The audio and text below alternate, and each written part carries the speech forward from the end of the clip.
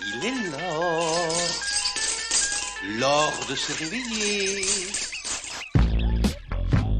Sorbonne Univers Ciné, le podcast cinéma de Radio Sorbonne. À quoi tu penses ? Je pense que quand on mettra les cons sur orbite, t'as pas fini de tourner. Merveilleux le cinéma. On voit des femmes, elles ont des robes. Elles font du cinéma, crac, on voit leur cul.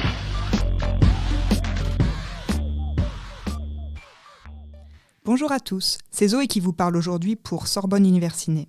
Le film du jour s'appelle Mon oncle. Il a été récemment ajouté sur le catalogue Netflix ainsi que 2 autres classiques de la comédie à la française signés Jacques Tati. Si ces films sont légers, bien que portant une critique acerbe de la société, c'est parce que l'humour permet de réintroduire de la rêverie dans la satire de mœurs. Peut-être parce que, sans rêve, il n'y a pas de critique possible.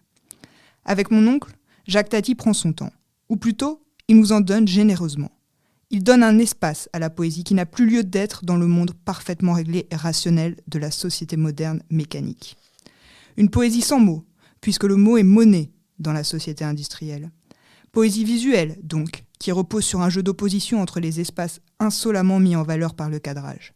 Tati ne nous dit rien, il nous montre. Son personnage principal, c'est l'architecture, et plus généralement la matière. Tati est un sculpteur, mieux, un plasticien. Ces personnages ne sont que l'émanation, le génie du lieu qu'ils habitent. Ils sont les meubles de leur propre vie. Seuls les habitants du bourg, qu'on ne voit jamais dans leur intérieur, parviennent réellement à faire communauté. Ils ne se retrouvent pas dans leur chez-soi, mais sur la place publique, lieu des communs. Un personnage est sans le vouloir le pont entre 2 sociétés qui coexistent sans cohabiter. Il s'agit de l'oncle, incarné par Tati lui-même, dont la sœur s'est élevée socialement par le mariage. L'oncle en question, personnage rêveur et bon enfant, va et vient dans la villa pavillonnaire de son beau-frère, directeur d'usine, et son appartement biscornu de vieux célibataire pour s'occuper de son neveu. S'il semble perdre les pédales pour les dirigeants de la société industrielle, c'est sans doute parce qu'il se déplace principalement sur sa bicyclette, quand ce n'est pas dans une calèche de chevaux. De chevaux si l'on compte le galopin qu'il va chercher avec. Si la rêverie surgit de la comédie, c'est parce que les 2 naissent de l'accident, espace-temps de la rencontre véritable avec une altérité salvatrice. La critique de Tati peut sembler réactionnaire, voire simpliste. Elle est pourtant plus subtile qu'il n'y paraît. Il met en présence du vide d'une société mécanique qui oublie que les chemins non tracés mènent à la liberté. Une scène est à ce titre particulièrement signifiante. Le cheminement de l'oncle dans son immeuble est infiniment long et imprévisible pour le spectateur.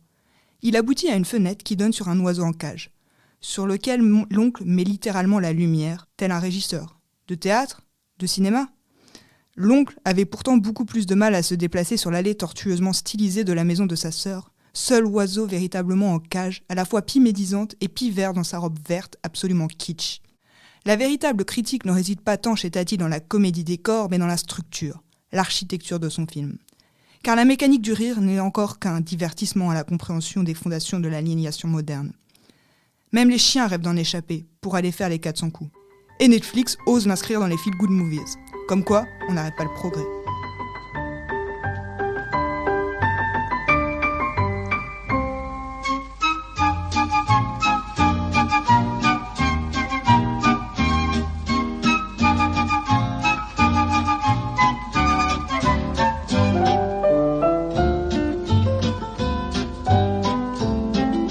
Merci d'avoir écouté Sorbonne Univers Ciné, le podcast cinéma de RSU.